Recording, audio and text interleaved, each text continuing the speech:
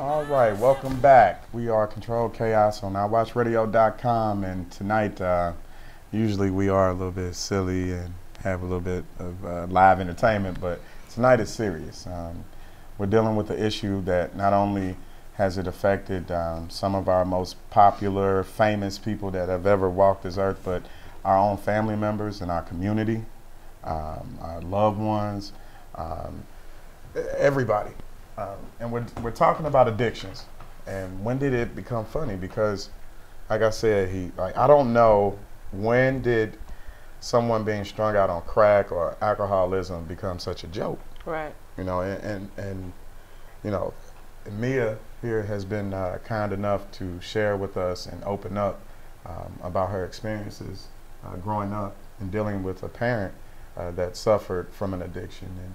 And Mia, if you could just give us, or somebody that's out there listening, any words of encouragement as far as things that they could possibly do if they're facing a situation such as that you face. I would say just be patient with them. Try to take that first step in getting them help. Let them know that you're always there for them. That's probably what I need to do, because I haven't been there like I should be. But just let them know that you're going to support them. Don't enable them, but let them know that you're there to support them and making, trying to change and overcome their addiction. Okay. All right. Let's take this caller. Okay. You're on with Control Chaos. What's your chaos? Hi, yes. I was calling in regarding the show tonight about addiction. Uh-huh. Okay, and I wanted to make the comment about being a family member watching it and having to deal with it personally, where I haven't had the addiction. I've had other addictions, just like the gentleman called in earlier. We all have different type of addictions, but when you have a family member that's dealing with crack cocaine and alcohol, it's hard to watch. And then also, too, for those family members that are dealing with it, it's challenging to sometimes keep that patience when you want to see them do something about it. But as it said earlier, you can't force a person and make a person. They have to want to do it. They have to desire to do it.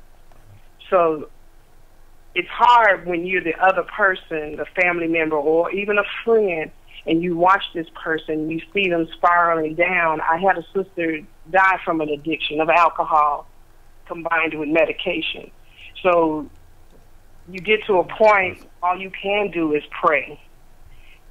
But it can take a toll on everyone, not just that person that's dealing with it. Absolutely. I agree. Absolutely. Absolutely. We appreciate you calling. Thank you. Oh, well, you're welcome. Thank you. One thing that she mentioned that we actually just saw with the death of Whitney Houston is, when people think of addiction and they think of drugs, they think of cocaine, crack, street heroin, drugs, street drugs. But what I want people to understand is prescription drugs can sometimes be just as dangerous. So, and not to go, down a rabbit hole with it, but if you are on prescription drugs, be careful with them, because not only are some of them have some addictive components in them, but when mixed with other drugs or mixed with alcohol can be deadly. And that is what we saw with Whitney Houston.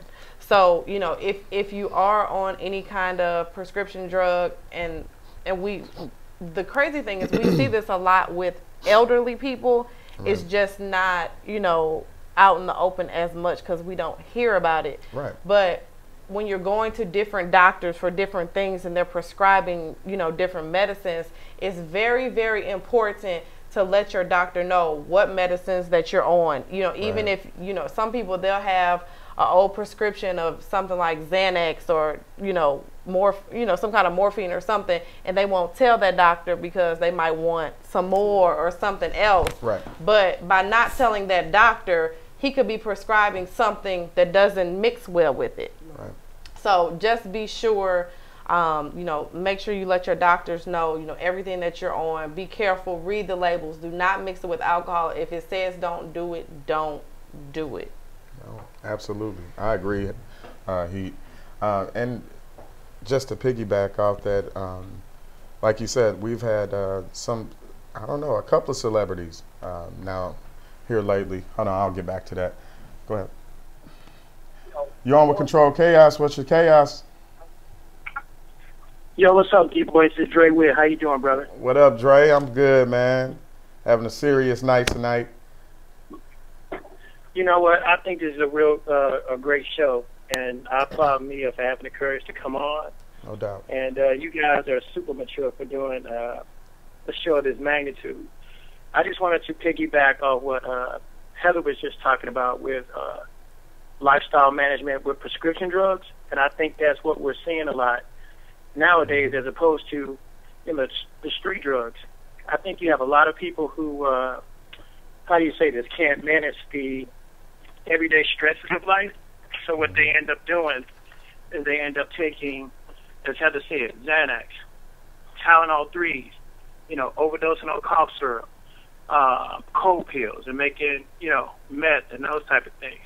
So the people will look totally normal. They look just like you and I, but they're managing their entire lifestyle, and the addiction comes in to where they can't deal every day without, taking prescription drugs for their anxiety to calm them down. Or, we hear rappers talking about it every day where they can't record without getting high off syrup and pills or smoking weed and those type of things. So I think that is a really bad component of what's different, where before you could see a crackhead where, they look like they hadn't been eaten or they were dirty and everything.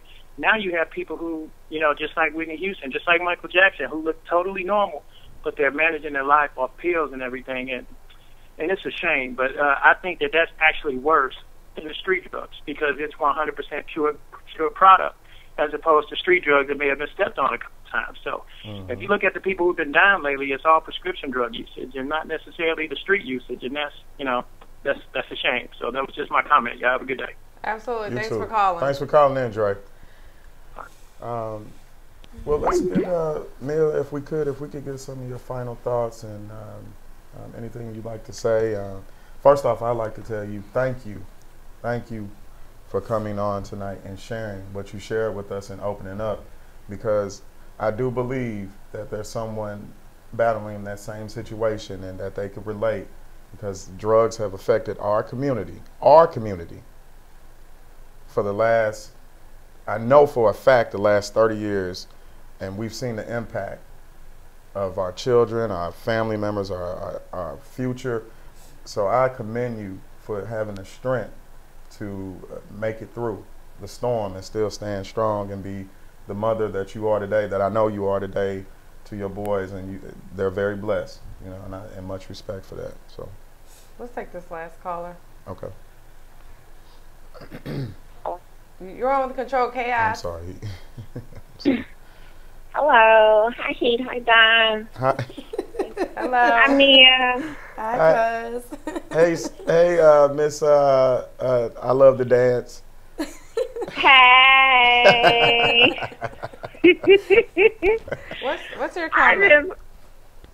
I just wanted to call in.